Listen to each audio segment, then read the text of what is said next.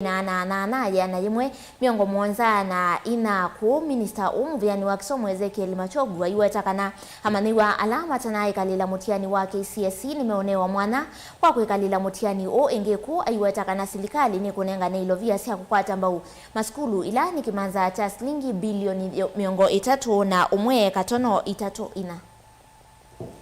There were 1,216 candidates, which is 0.14%, who obtained an overall grade A in the year 2023, compared to 1,146,000, which was 0.13% of the candidates in the previous year.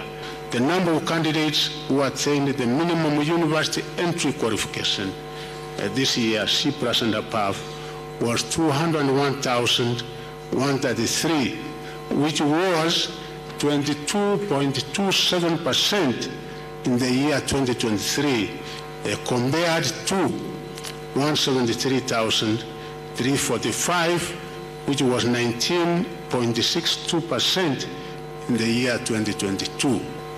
The number of candidates attaining a pass grade D+ and above was 526,222, which is 58.27% in the year 2023, compared to 522,588, which was 59.14% in the year 2022.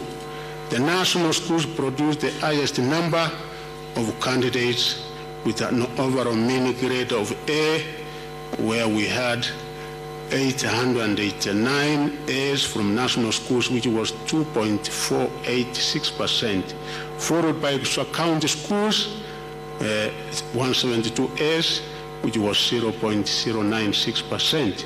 Private schools, we had 143, which was 0.221%.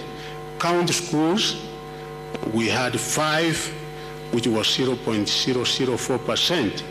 And the sub-county, and I would like to give an emphasis this, these are day schools which had 7 A's and over, which was 0.001%. When I released the KCPE examination in November 23rd, 2023, November, I promised that the Kenya National Examination Council would administer a supplementary examination for 9,000 candidates who failed to sit the examination.